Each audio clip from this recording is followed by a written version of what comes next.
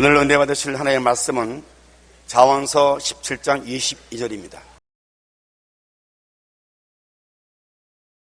마음의 즐거움은 양락이라도 심령의 근심은 뼈를 마르게 하느니라. 아멘.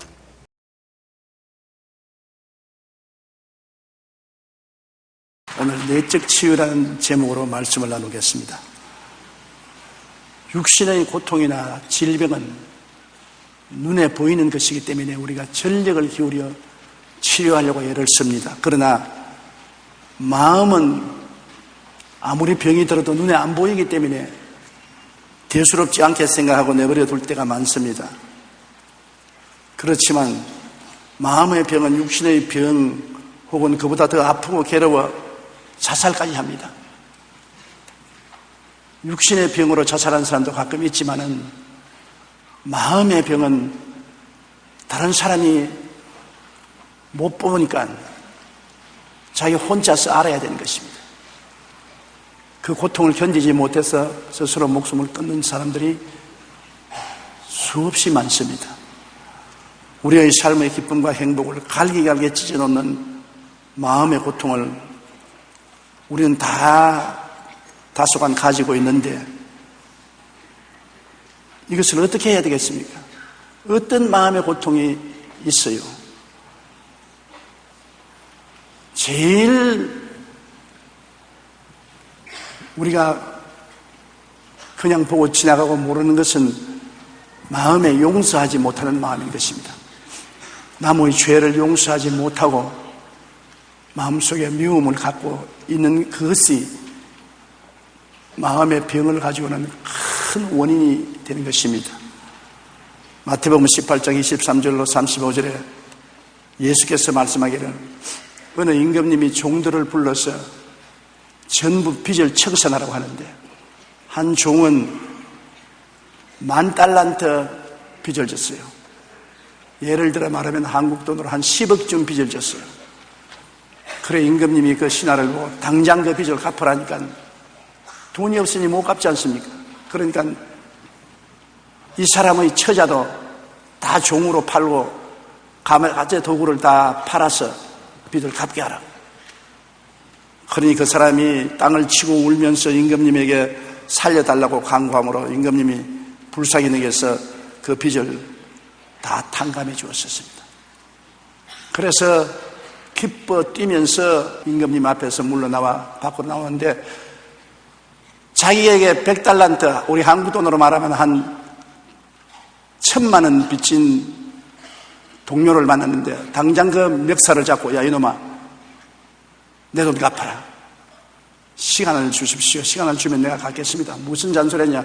당장 네가 못 갚으니까 이놈을 감옥에 쳐넣자. 그리고 고발해서 감옥에 쳐넣어버렸습니다. 그 친구들이 보니까 참 괘씸하거든요. 자기는 10억을 용서받았는데 1,000만 원 빚진 친구를 감옥에 집어넣는 것 보고 임금님에게 고했습니다. 임금님이 그 말을 듣자 분노해서 당장 그 놈을 끌고 오너라. 내가 너에게 10,000달란트를 용서해 주었는데 너희 100달러 빚진 친구를 감옥에 넣다니 이 나쁜 놈아, 이놈을 당장 감옥에 가두어서 그 빚을 갚을 동안 그 액수만큼 고통을 당하게 하라. 그렇게 예수님이 말씀하시고 너희도 각각 서로 허물을 용서하지 아니하면 이렇게 하시리라. 많은 사람의 육신의 질병과 가정의 고통과 생활의 괴로움이 용서하지 못하는 마음이 있기 때문에 결국 고통의 감옥에 갇혀 있다는 것을 주님께서는 말씀한 것입니다. 죄인이 십자가에 달린 예수님이 은택으로 모든 죄를 탕감받았지 않습니까? 여러분과 난 다 죄인입니다. 도저히 우리 힘으로 갚을 수 없는 사형선고를 받기에 마땅한 죄인인데 이 죄를 우리는 예수님에 의해서 다 탕감받았습니다. 죄를 한 번도 안 지은 것처럼 탕감해버렸었습니다. 그러기 위해서 예수님은 십자가에서 몸부림치며 6시간 동안 매달려 몸짓고 피를 흘려 고통을 당했었습니다. 그 피값으로 탕감해버렸어요. 그런데 우리에게 죄 지은 자를 우리가 용서하느냐? 되게 용서하지 않습니다. 너무 두고 보자. 천벌을 맞을 놈아. 네가 못되는 건 내가 봐야 되겠다. 그런 앙심을 품게 되는 것입니다. 그것이 바로 하나님 앞에서 괘씸하게 보여지게 되고 그것이 우리의 심신의 고통을 가져오는 원인이 된다는 것입니다. 로마서 3장 23절로 24절에 모든 사람이 죄를 범하였으며 하나님의 영광에 이르지 못하더니 그리스도 예수 안에 있는 속량으로 말미암아 하나님의 은혜로 값없이 의롭다 하심을 얻게 되었나니라. 우리는 값없이 용서와 의를 선물로 받았는데 나에게 적은 죄의 빚을 진 자에 대한 원한을 가슴에 품고 탕감해 주지 못하면 그 빚 갚을 때까지 고통의 감옥에 갇힙니다. 마태복음 6장 14절로 15절에 너희가 사람의 잘못을 용서하면 너희 하늘 아버지께서도 너희 잘못을 용서하려니와 너희가 사람의 잘못을 용서하지 아니하면 너희 아버지께서도 너희 잘못을 용서하지 아니하시리라 그랬습니다.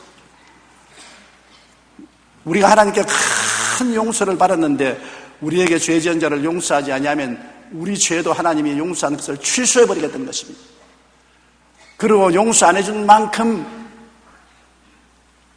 고통의 감옥에 갇혀서 괴로움을 받겠다는 것입니다. 많은 사람의 고통이 약을 먹어도 낫지 아니하고 치료를 받아도 효과가 없고 괴로운 사람 많습니다. 또 많은 가정 문제, 사회 문제, 생활 문제 기대하지 않은 고통이 다가오고 염려, 근심이 다가올 때가 많습니다. 그때 우리가 늘 생각해야 될 것은 내게 죄 지은 자를 용서해 주지 않아서 하나님이 나에게 이런 고통을 가하는 것이 아닌가 깊이 생각해 봐야 되는 것입니다. 상담학자 보비 커닝햄은 그가 쓴 치유적인 용서의 역할에서 사회적으로 성공한 여인이 어린 시절에 아버지에 대한 상처와 미움을 극복하지 못하고 자살한 이야기가 기록되어 있습니다. 굉장히 지금은 좋은 집에서 훌륭한 남편 모시고 자녀들도 기르면서 잘 사는데 이 부인에게는 행복이 없습니다. 자랄 때 아버지에게 구박하고 박대당한 고통이 마음에 있어 아버지를 용서하지 못합니다. 자나깨나 아버지를 미워하고 저주하고 아버지를 욕했습니다. 그러니 그 용서하지 못하는 마음으로 불행해가지고서 결국은 그 좋은 집에 좋은 남편의 자식들 두고 어느 날 자살해버리고 말한 것입니다. 한때 상처받은 마음의 중심에 자리 잡고 있으면 그것이 그 사람을 움켜잡고 평생을 불행하게 만듭니다.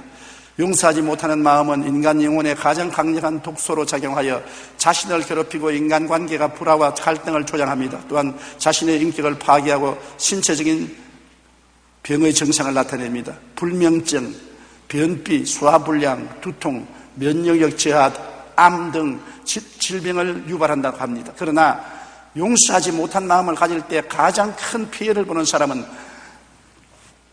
내 원수가 아니라 내 자신인 것입니다.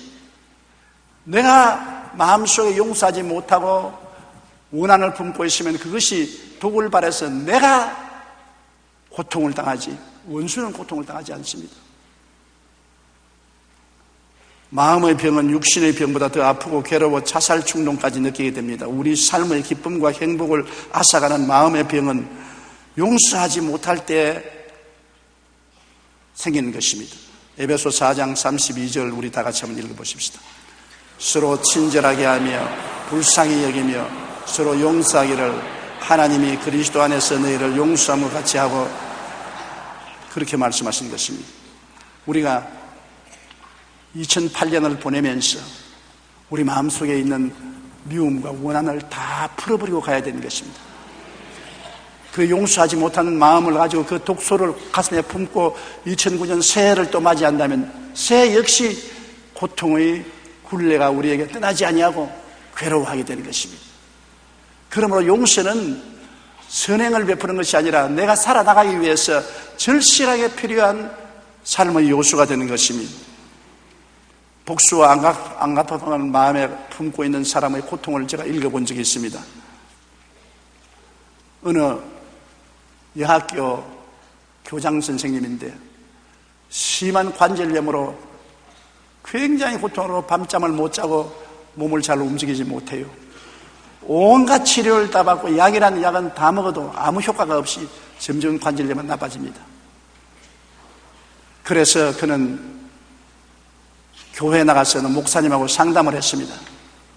목사님이 혹시 마음속에 원한을 품고 있는 게 있습니까? 미워하는 사람이 있습니까? 고개를 숙이더니 끄떡끄떡 했습니다. 누구를 미워합니까? 우리 남편을 미워합니다. 얼마나 미워합니까? 죽이고 싶도록 미워합니다. 남편하고 같이 삽니까? 아니요. 10년 전에 이혼했습니다. 그런데 법적으로는 이혼했는데 마음으로는 이혼을 안 하고 있어요. 남편은 이혼해서 다른 여자하고 결혼해서 잘 살고 희희낙낙하는데 자기 혼자서 그 아직 남편을 놓아주지 못하고 마음에 품고 이 죽일 놈아, 이 나쁜 놈아 항상 저주하고 욕을 하고 있는데 그 남편은 아무 고통도 안 당하는데 이 부인은 관절염으로 죽어가고 있었습니다. 그래서 목사님 말했습니다. 빨리 이혼을 하세요. 아니 법적으로 했는데요. 법적으로는 이혼했는데 마음으로 안 했잖아요. 마음에 아침 저녁으로 늘 가슴에 품고 있잖아요. 남편을. 오늘 그 남편을 예수 그리스도 이름으로 회개하고 돌려보내세요. 빠이빠이 하세요. 그래야 법적으로 이혼한과 동시에 마음으로도 완전히 떠나보내야 되는 것입니다. 미워하지 말고 용서해서 가서 잘 살아라 할렐루야 하고 보내세요. 못해요. 나는 못 살아야지. 잘 사는 꼴 못 봐요. 그런다고 해서 못 살 거 아닙니다. 당신이 못 살게 돼요. 그 미움을 가지면 그게 독이 당신의 심신을 괴롭히고 관절염을 괴롭히고 결국 당신이 못 살게 되고 말아요. 그러므로 용서해 주세요. 목사님의 설득을 듣고서 엎드려서 하나님, 우리 10년 전에 이혼한 남편을 내 마음에서 용서하고 떠나보냅니다. 예수님이 보혈로 씻어주시고 가서 잘 살게 해 주시옵소서. 하나님 아버지, 미워하는 것을 회개합니다. 그 기도를 하고 난 다음부터 마음에 평안을 얻고 그 길로부터 관절염이 낫기 시작하여 얼마이지 않다가 관절염이 다 사라지고 깨끗하게 되었다는 이야기를 읽어보았는 것입니다. 백향이 무효된 것이 용서하는 마음을 갖자 치료의 역사가 일어난 것입니다. 골로새서 3장 13절로 14절에 누가 누구에게 불만이 있거든 서로 용납하여 피차 용서하되 주께서 너를 용서하신 것 같이 너희도 그리하고 이 모든 것 위에 사랑을 더하라. 이는 온전하게 맺는 띠니라. 용서만 할 뿐 아니라 한 걸음 더 나가서 축복도 하고 사랑도 하라는 것입니다. 아유, 나는 그건 못합니다. 나는 성자도 아니고 천사도 아니니 그거 못합니다. 못하면 그것이 내게 암초가 되어서 고통을 가져오는 것입니다. 용서하는 건 내 마음에 평안을 얻게 되고 이웃을 축복하고 사랑하게 되면 내가 축복을 받고 사랑을 받게 되는 것입니다. 남 잘 때라고 하는 것이 아니라 나 잘 때라고 하는 것입니다. 그러므로 우리가 복수와 안갚음의 빚을 마음속에 갖고 살면은 그 빚달련을 마음속에 늘 받게 되는 것입니다. 저는 위 괴양으로 피를 토하고 고통을 당하는 법대생의 이야기를 읽어보았습니다. 법대생인데 공부도 잘하는데 위궤양에 걸려서 피를 토하고 못 먹고 거의 죽게 되어서 병원을 찾아왔는데요. 그 병원의 의사 선생님은 또 심리학 박사기도 합니다. 모든 약이 필요가 없고 치료가 안 돼서 당신 마음속에 원한을 품고 있는 것이 있냐? 그렇다고. 무슨 원한이냐? 내가 어릴 때 우리 할아버지 손을 잡고 우리 논에 나갔습니다. 우리는 가난해서 논을 한 마지기밖에 안 가지고 있는데 돈두렁을 같이 한 이웃집은 굉장히 땅 부자입니다. 그런데 그 이웃집 노인이 자꾸 우리 논두렁을 파먹어 들어오는 것입니다. 그렇게 논이 많으면서도 불구하고 한 마지기는 우리 논을 자꾸 논두렁을 파먹어 들어와서 우리 땅을 야금야금 빼앗아가는 것입니다. 하루 아침에 우리 할아버지와 그 노인이 대판 싸움이 붙어서 그 할아버지가 우리 할아버지를 밀으니까 할아버지가 논두렁에서 넘어져서 머리를 돌멩이에 부딪혀가지고 뇌된창이 걸려서 세상을 떴습니다. 그럼에도 불구하고 보상 하나 못 받았습니다. 왜냐하면 이 노인은 돈이 많고 힘이 있기 때문에 자기가 밀어놓고 난 다음에 안 밀었다고 한다. 나는 어린애기이기 때문에 내가 정언을 해도 내 정언이 받아들이지 않냐고 사고사로 죽고 보상도 못 받았습니다. 내가 그때 어릴 때도 너무나 원한이 되어서 내가 결코 법률가가 되고 판사가 되고 검사가 되어서 이 원수를 갚겠다. 그것이 내 생의 전체 목적입니다. 우리 할아버지 원수를 갚겠다.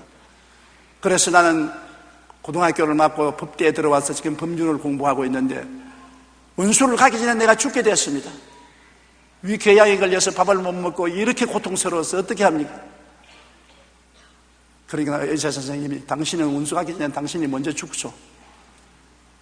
당신의 위궤양은 미움으로 말미암아 다가온 독소요. 당신이 그 노인에 대한 미움을 놓아버리고 용서하고 축복해주면 당신이 낫습니다. 이 청년이 고개를 슬슬 흔들었습니다. 너무나 고통스러워서 그렇게 할 수가 없습니다. 그게 내 법과를 공부하는 목적인데요. 당신 법대 졸업하기 전에 죽는다고요. 지금 보통 심한 위궤양이 아닙니다. 출혈성 위궤양인데 당신이 이대로 있으면 죽는다고요. 내가 아무리 치료해도 약발이 들어가지 않습니다. 당신의 마음속에 미워하고 원한을 품은 독소가 있으니까 안 되지 않아요. 회개하고 용서하고 마음속에 사랑을 품으면 당신이 고침받을 수 있습니다. 용서하고 당신의 마음에 이미지 속에 원한을 품은 이미지를 웃고 악수하고 화해하는 사랑의 이미지로 바꾸십시오. 그 청년이 너무 괴로우니까 의사 선생님대로 용서하고 마음에 미워하는 심정을 없애버리고 사랑하는 이미지를 바꾸고 난 다음에 그 위궤양이 나았다는 의사 선생님의 기록한 책을 제가 읽어보았었습니다. 마태복음 5장 43절로 44절에 또 내 이웃을 사랑하고 내 원수를 미워하라 하였다는 것을 너희가 들었으나 나는 너희에게 이르노니 너희 원수를 사랑하며 너희를 박해하는 자를 위하여 기도하라. 정말 힘든 말이지요. 원수를 미워하지만 안 하는 게 아니라 사랑을 하라는 것입니다. 보통 우리는 이렇게 말합니다. 나 사랑은 못해도 미워는 안 하겠습니다. 그러나 한 걸음 더 나가서 원수를 사랑하고 원수를 축복하는 기도를 하는 것입니다. 그렇게 불공평한 일이 어디 있습니까? 원수를 어떻게 내가 사랑하고 잘 되라고 기도합니까? 결국은 원수를 사랑하라는 것은 너 자신을 사랑하라는 것이고 원수를 위해서 기도하라는 것은 너 자신을 위해서 기도하라는 것과 같은 것입니다. 원수를 향한 사랑이 원수에게 떨어지지 않습니다. 돌아와서 나에게 들어와서 내가 사랑으로 치료를 받게 되고 원수를 축복하는 기도를 하면 그 기도가 원수에게 떨어지는 것이 아니라 내게로 돌아와서 나에게 축복으로 변화되는 것입니다. 결국엔 내 자신이 축복받고 살기 위해서 미움을 던져버리고 원수를 사랑하고 원수를 위해서 기도하라는 이 하늘나라의 원리를 주님께서 말씀한 것입니다. 우리가 인간의 이성으로는 도저히 깨달을 수 없고 그럴 수가 있느냐고 생각하지만은 하나님은 그 원리를 우리에게 보여주시는 것입니다. 마가복음 11장 25절에 서서 기도할 때 아무에게나 혐의가 있거든 용서하라. 그리하여 하늘에 계신 너희 아버지께서도 너희 허물을 사하여 주시니라. 이거 보십시오. 이웃을 용서하는 것은 이웃 잘 되라고 하는 것이 아니라 내가 용서받기 위해서 그렇게 하는 것입니다. 내가 이웃을 용서하지 못하면 내가 용서 못 받는 것입니다. 그러므로 이웃을 용서하고 축복해 주는 것은 내가 용서를 받고 내가 축복을 받기 위해서 하는 길이 바로 그것인 것입니다. 하버드 대학의 카논 박사는 연구 결과 화를 내면 보통 때보다 피가 훨씬 빨리 응고된다고 말했었습니다. 한 의학 보고서 발표에 의하면 화가 나면 심한 복통이 일어나고 맥박이 높아지면서 혈압이 상승하여 때로는 졸도하게 된다고 합니다. 그래서 평소에 혈압이 높은 분들이 심한 화를 내다가 혈압이 높아져서 쓰러져서 뇌출혈로 죽을 때가 가끔 있습니다. 우리 한국말로는 예부터 화병으로 죽는다는 말인 것입니다. 영국의 의사팀들이 분노에 대한 실험을 했습니다. 사람이 화를 내고 욕을 하는데 그 코와 입에서 분노의 김이 나오는데 그 김을 시험장치를 통해서 1시간 동안 시험관에 모았습니다.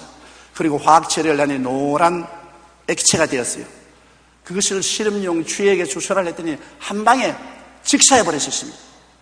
한 사람이 1시간 동안 화를 내서 그 몸에서 나오는 독을 실험해 보니까 100사람을 죽일 수 있는 맹독이라고 말하는 것입니다. 내 한 사람이 1시간 화냈는데 그 화를 시험관에 받아가지고서 그 김을 액체로 만들어서 시험해 보니까 100사람을 죽일 맹독이라고 말한 것입니다. 마음에 쌓인 복수와 안갚음의 빚은 누구보다도 당사자의 병을 들게 하고 파멸시키는 원흉이며 주변 사람들도 크게 상처를 입게 되는 것입니다. 100사람을 죽일 만한 독이면 자기가 얼마나 상처를 입겠습니까? 그러므로 화를 내지 말아야 돼요. 내가 화날 일이 있어도 하나님께 기도하고 참아야 됩니다. 왜? 내가 그 화로 말미암아 큰 해를 당할 것이기 때문이었습니다. 프란시스 베이컨은 복수를 꿈꾸는 사람은 자신의 상처를 아물지 못하게 한다고 말한 것입니다. 남을 원한을 가지고 복수하겠다고 하면 자기의 상처가 더 아물어지지 않는 것입니다. 그러므로 이 해가 지나기 전에 우리들은 복수하고 싶은 마음을 다 제쳐놓고 원수가 잘못되라고 저주하는 말을 버리고 원수를 위해서 축복하고 사랑의 말을 해주고 은혜를 베풀어서 하나님이 여러분을 축복하고 은혜 베풀고 여러분에게 도움을 줄 수 있는 길을 열어놓기를 예수님 이름으로 축원합니다. 그것이 바로 하나님과 나에게 막힌 담을 흘러놓는 것입니다. 미움과 원한과 저주는 하나님과 나 사이를 막아버리고 마는 것입니다. 그것을 이웃에게 풀어놓으면 나와 하나님 사이가 풀려서 비로소 하나님이 성령으로 우리에게 다가와서 은혜와 축복을 주실 수 있게 만들어주는 것입니다. 인간으로 생각하면 굉장히 어려운 일이지만 이게 우리가 치료받는 길인 것입니다. 이것이 우리가 마음의 평화와 기쁨과 행복을 가지는 길인 것입니다. 우리가 아무리 미워하고 분노를 내고 주먹을 휘두른다고 해서 상대방이 그로 말미암아 고통받지 않습니다. 내가 고통받고 내가 마음에 독소가 생기고 내가 심신이 병들고 내가 불행해지고 마는 것입니다. 또한 우리가 이 해를 지나가면서 우리 마음속에 웅크리고 있는 오래된 상처를 다 치료하고 가야 되는 것입니다. 사람들마다 이 세상에 살면서 마음에 상처를 입지 않아요. 한 번도 상처 안 입은 사람 한번 손들어 봐 주십시오. 부모에게 받은 상처도 있고 자식에게 받은 상처도 있고 이웃에게 상처받은 사람, 친구에게 상처받은 사람 많습니다. 어느 부형님이 내게 편지를 쓰셨는데 그 편지에 참 입에 밥으로 나눠 먹을 만큼 친한 친구인데 그 친구에게 돈을 1억 빌려주고 사기를 당해서 도저히 분해서 살 수가 없다는 것입니다. 그냥 다른 사람 몰라도 그렇게 친한 친구가 돈 1억을 사기쳐서 자기의 돈을 빼앗아갔는데 그 고통이 말로 다 알 수 없어 매일같이 땅을 치고 벽을 주먹으로 치고 머리를 박고 고통을 당해서 견딜 수가 없는데 한 번은 저희 설교를 듣고 비로소 마음속에 평화를 얻었다고 편지가 왔습니다. 그곳에서 설교 내용이 뭐냐면 버릴 수 있는 것은 버려라, 고칠 수 있는 것은 고쳐라, 버리지도 못하고 고치지도 못하면 운명인 줄 알고 받아들여라. 그 말을 듣고 내가 이 미친놈이 돈 1억 먹고 달아났는데 이것을 버릴 수도 없고 붙잡을 수도 없고 내가 가슴을 치는데 내 가슴 속에 있는 이것을 내 팔자가 이러니 어떻게 하냐고 잊어버려야 되겠다. 그렇게 마음이 들어서 그때부터 마음에 평안을 얻고 너무나 마음이 평안해서 목사님 설교는 전부 구해서 지금 듣고 있다고 그런 말을 했습니다. 내가 옛날에 서대문에 있을 때 모 고등학교 영어 선생인데 학교 교무실에서 동료 친구들에게 예수 믿으라고 전도를 하는데 동료 친구들이 다 모아서 조롱을 했습니다. 사람을 모욕했습니다. 얼마나 화가 났던지 전도하다가 말고 저놈들 전부 다 지옥 가라 같은 싶은 생각이 나서 니를 부득부득 갈았는데 그때부터 마음에 기도가 안 나오고 은혜가 안 되고 괴로운데 그러나 저럴 수가 있냐? 같은 동료가 전도하면 안 믿으면 그냥 안 믿지 그걸 가지고 나를 모욕하고 나를 짓밟을 수가 있느냐? 저럴 수가 있느냐? 그래서 하나님께 기도했답니다. 하나님, 세상에 저럴 수가 있습니까? 저럴 수가 있습니까? 하나님이 대답하시기를 그럴 수도 있다. 그만 마음이 편안하더랍니다. 그때부터 마음의 분노에서 저럴 수가 있냐? 저럴 수도 있다. 그것을 못 받아들일 때 고통이 다가오는데 그럴 수도 있다고 받아들이고 난 다음에 마음이 편안하게 됐다고 내게 와서 간증하는 말을 들었었습니다. 우리가 우리의 처한 환경에 대해서 불평하고 원망하고 대결하면은 원수가 되어서 늘 싸워야 되고 괴롭지만은 이것이 내 운명이다. 내게 주어진 팔자다. 나는 이 속에서 살아야 되겠다. 그렇게 해야 되는 것입니다. 나는 장애인들을 보고 그걸 느꼈습니다. 온몸이 비뚤어지고 사지가 비뚤어지고 말도 잘 못하고 화장실도 못 가고 밥도 스스로 못 먹는 그의 아이고 내 팔자야. 우리 어머니 아버지가 왜 나를 이렇게 낳았냐. 하나님이 왜 나를 이렇게 낳으시느냐. 원망하고 불평하면 얼마에서 죽습니다. 그런데 그분들에게 가장 내가 놀란 것은 이것이 내 팔자라고 받아들이는 것입니다. 이건 내 팔자가 이렇다. 그러므로 나는 내 팔자대로 산다. 하나님을 믿고 찬송도 하고 기도도 하고 내가 악수하니까는 활짝 비뚤어진 얼굴로 웃으면서 악수를 하고 야 도대체 성자가 아닌가? 어떻게 이럴 수가 있느냐? 그러나 그들은 운명을 원망하고 탄식하지 않고 운명을 받아들인 것입니다. 그 운명을 받아들인 그 자리에서 하나님께 영광을 돌리는 것입니다. 미국에 유명한 부흥사 한 분이 있는데 그 이름은 잊어버렸습니다만 어머니에서 태어날 때부터 팔도 없고 다리도 없고 발가락 2개만 있어요. 팔도 없고 다리도 없고 몸에 발가락 2개만 있어요. 그러니 모든 사람이 다 저주받았다 그러고 손가락질 했는데 그 어머니는 하나님이 절대로 실수를 안 하신다. 하나님은 당신의 뜻이 있어서 이런 애를 낳게 했다. 얘는 하나님의 특별한 선물이다. 그래서 엄마가 입히고 먹이고 목욕시키고 그래 길렀습니다. 그리고 휠체어에 앉혀가지고서 초등학교로부터 대학까지 어머니가 데리면서 공부시켰습니다. 이 몸에 붙은 발가락 2개를 가지고서 노트에 책을 기록하고 해서 신학대학까지 맞고 목사가 되는 것입니다. 그가 강단에서 설교하면 수많은 청중들이 눈물바다가 되는 것입니다. 더구나 젊은 청년들이 담배 피고 술 마시고 마약 중독된 사람들을 수천 명, 수만 명씩 회개시키는 것입니다. 그가 하는 말이 여러분 보세요. 나는 팔도 없고 다리도 없고 발가락 2개만 가지고 사는 사람이지만은 하나님을 믿고 이렇게 행복하고 기쁜데 사지가 멀쩡한 여러분들이 왜 술주정뱅이가 되고 왜 아픈 죽가 되고 왜 인생을 낭비합니까? 나 같은 사람도 사는데 당신들은 무엇해서 원망과 불평을 합니까? 그 말에 젊은이들이 숙연해지고 자기들의 잘못을 회개하고 통회하고 돌아오는 것입니다. 이분은 지금도 목회자로서 말씀을 전가하고 있는데 그 설교를 할 때 수많은 사람들이 감동을 받고 눈물을 흘리고 변화를 받습니다. 자기가 그렇다고 해서 원망하고 불평하고 나는 팔도 없고 다리도 없고 발가락 2개만 가지고 태어났으니 이럴 수가 있느냐고 부모를 원망하고 하나님을 원망했더라면 벌써 죽었을 것입니다. 그러나 하나님께 감사하고 찬양하고 웃고 자기는 특별한 사명을 가지고 나온 사람이 자기 그 사명을 다한다고 할 때 하나님이 같이 하셔서 축복해 주시고 귀하게 사용하는 종이 된 것입니다. 그러므로 여러분 우리의 운명을 버릴 수 있으면 버리십시오. 고칠 수 있으면 고치십시오. 버리지도 못하고 고치지도 못할 바에는 받아들이십시오. 그리고 하나님께 극복할 수 있는 힘을 달라고 기도하고 감사하십시오.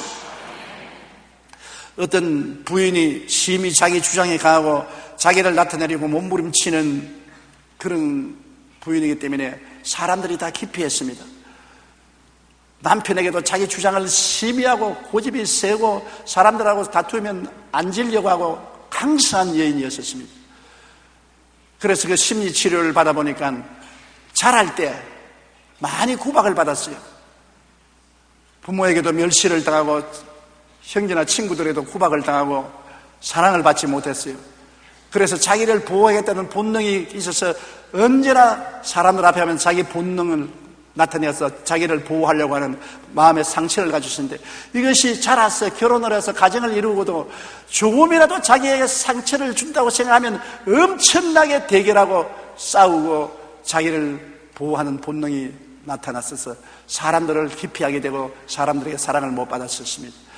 그것을 깨닫고 난 다음에 자기의 상처를 주님께 다 내놓고 어릴 때 입은 상처를 주님 고쳐주시옵소서 회개하고 잡아오고 기도하고 성령의 은혜로 그 마음의 상처가 다 아물고 난 다음에 그렇게 착하고 사람들에게 사랑받는 귀한 여인이 되었다는 글을 읽어본 것입니다.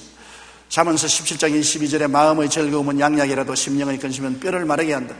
마음이 편안하고 즐거우면 그것이 약공장이 되어서 모든 병을 고치지만은 마음의 근심은 뼈로 마르게 한다.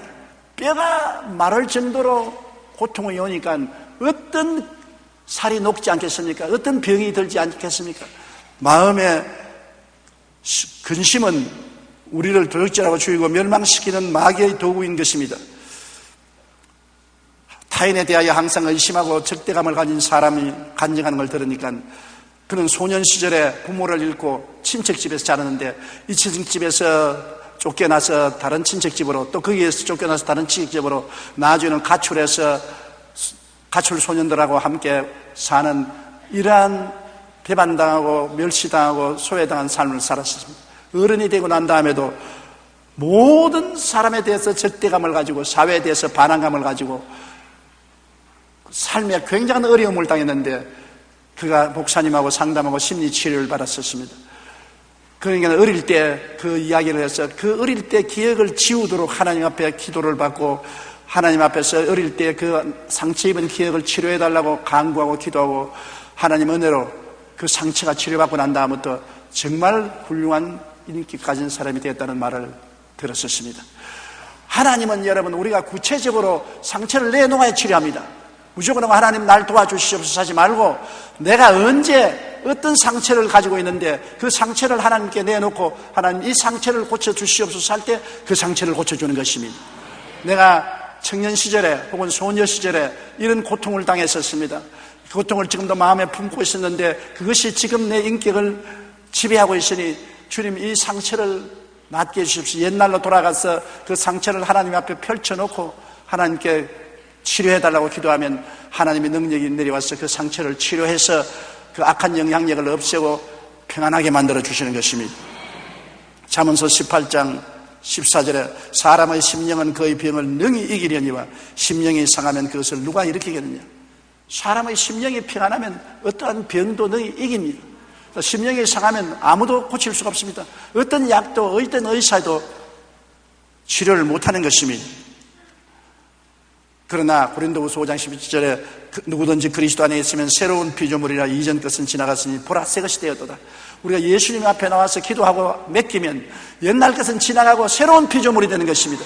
옛날에 상처 있고 고통당하던 그 모든 흔적은 사라지고 새로운 피조물이 되기 때문에 여러분 오늘 옛날에 상처 입은 마음을 가지고 현재 불행하고 고통스러운 사람은 그 상처를 치료해달라고 해서 옛사람과 함께 다 치료해버리고 새 사람으로 살아야 되는 것입니다.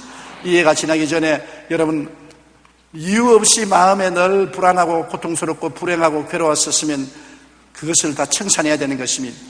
이스라엘의 역사 박물관에 가면 6개의 촛불이 켜져 있고 그 옆에 비누 3개가 놓여 있는 것입니다. 그 6개는 600만 유대인들을 히틀러가 죽였습니다.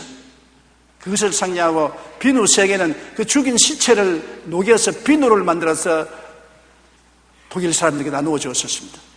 그러니 그 유대인 박물관에 간 유대인들이 보면 치를 떱니다. 600만을 죽이고 그 살을 녹여서 비누를 만들어 사용했다니 세상에 이럴 수가 있느냐. 왜 히틀러가 600만 유태인을 죽이고 그 몸을 녹여서 비누를 만들었습니까? 그 이유는 이렇습니다. 어릴 때 그 아버지가 이웃에 사는 큰 유대인 남자의 사생자였습니다. 그 유대인이 외도를 해서 사생자를 낳은 것이 바로 히틀러의 아버지입니다. 그리고 그 아버지가 사업한다고 밖에 나가 돌아다닐 동안에 어머니는 역시 유대인하고 좋지 않은 관계를 맺는 것을 히틀러가 보았었습니다. 그 아버지는 자기의 분노를 이 아들에게 때리고 히틀러를 고통받게 하고 그 어머니는 히틀러에 대한 관심이 없었습니다. 그래서 히틀러는 어릴 때 유대인에 대한 원한을 마음속에 품고 있었습니다. 그러다 그가 나중에 독일의 수상이 되자 착수한 것이 유태인 박멸주의입니다. 600만의 유태인을 죽였습니다. 한 사람이 그 마음속에 가지고 있는 상처 입은 그 상처가 아물지 않으니까 그것이 밖으로 나와서 살을 가지고 600만을 죽이고 그 살을 녹여서 비누를 만들어서 썼다니 얼마나 비참한 것입니까? 심리학자들에 의하면 공격적인 행동은 어린 시절의 폭력과 학대로 인해 해결되지 않는 슬픔 때문이라고 설명합니다. 그래서 대부분 어린 시절에 학대받고 성장한 아이가 성인이 되면 폭력적인 사람이 되는 것입니다. 우연히 폭력적이지 않습니다. 과거에 어릴 때 상처 입은 그 상처가 아물지 않았기 때문에 성인이 되어도 그것이 나타나서 사람을 폭력적으로 만드는 것입니다. 마음속에 웅크리고 있는 상처 입은 기억을 해결하지 못하면 폭력적이고 파괴적인 행동으로 나타나 남에게 큰 고통을 가합니다. 또한 자신에게는 신체적인 병으로 나타나고 고통 가운데 빠지게 하는 것입니다. 거의 모든 사람들은 옛날 상처 입은 기억을 마음에 파묻어 놓고 삽니다. 옛날은 싫다, 파묻어 버리자. 마음속에 깊이 파묻어 버리고 잊어버리는 것을 생각합니다. 그러나 잠재의식 속에 들어간 옛날 상처는 없어지지 않습니다. 비가 오고 난 다음에 운물을 들여다보면 기름이 둥둥둥 떠 있었습니다. 푸른 기름이 물에 떠 있어요. 왜냐? 비가 안 올 때 애들이 고양이 죽은 시체, 강아지 죽은 시체를 우물에 장난으로 집어넣어서 깔아앉았습니다. 비가 안 올 때는 몰라요. 사람들이 그 우물을 다 먹었어요. 비가 오고 물이 불어나니까 그 속에 죽은 시체의 기름이 떠오르기 시작하는 것입니다. 그처럼 우리가 상처를 전부 마음속에 그냥 눌러버리면 보통 때는 몰라요. 그러나 어떤 일을 당하면 그 상처가 다 살아 일어나서 사람을 폭력적으로 만들고 완악하게 만들고 몰리한 사람이 되고 무정한 사람으로 만드는 그런 영향력을 발휘하는 것입니다. 그러나 그 상처 입은 자기는 끊임없는 고통스러워하고 울고 있고 그것이 마음의 표면에 여러 가지 심적 병으로 나타나는 것입니다. 내 속에 울고 있는 또 다른 내가 있다는 것을 알아야 되는 것입니다. 울고 있는 소년, 소녀, 젊은 시절에 울고 있는 아가씨, 청년, 상처 입은 것을 치료하려면 그것은 그 속에서 늘 울고 있는 것입니다. 그 울음이 그 인생을 변화시키고 이끌어가는 것입니다. 그러므로 우리는 주님 앞에 마음을 탁 틀어놓고 옛날 상처 입은 자아를 용서하고 회개하고 치료시켜서 잊어버려야 되는 것입니다. 여러분, 용년향에 대해서 들어본 적이 있습니까? 이 세상에서 제일 비싼 향입니다. 이는 고래로부터 나오는데 고래를 잡아가지고서 상처를 입힙니다. 굶기고 찌르고 고통을 가하면 고래 속에서 그 상처를 치유하기 위해서 연고 같은 액체가 흘러나옵니다. 고래의 코와 입에서 액체가 나오는데 연고 같은 액체가 나옵니다. 그것이 제일 좋은 향수가 되는 것입니다. 아픔을 극복하기 위한 고래의 몸부림이 세계 최고의 가치로 인정받는 향수를 만들게 되는 것입니다. 상처는 분명히 아프고 고통스러우지만 상처를 잘 치료하면은 우리 인생이 그로 말미암아 굉장히 깊어지고 이해력이 많아지고 향기로운 인생이 될 수가 있는 것입니다. 상처를 그대로 내버려 두느냐, 상처를 그리스도 이름으로 치료하느냐, 그것이 우리 인생에 굉장히 큰 변화를 가져오는 것입니다. 상처는 별이 된다라는 서양석이 있는 것입니다. 지금까지 당한 현재의 아픔에 대해서 신앙적으로 반응하여 그 상처에 하나님의 역사가 일어나면 그 상처가 오히려 내 인생에 큰 별이 되는 것입니다. 큰 병을 오래 앓다가 나은 사람은 환자들을 사랑합니다. 자기가 옛날에 많이 가난해 본 사람은 가난한 사람을 동정합니다. 자기가 옛날에 많이 슬펐다가 고침받은 사람은 슬픈 사람을 위로합니다. 그 상처가 오히려 향기롭게 되고 아름다운 별이 되는 것입니다. 치료하지 못하면 그 상처가 우리에게 고통과 괴로움으로 남아서 큰 어려움을 가져오지만은 치료를 받으면 받을수록 그는 더 아름다운 별이 되고 향기로운 삶을 살게 되는 것입니다. 상처가 여러분에게 결코 해가 되지 않습니다.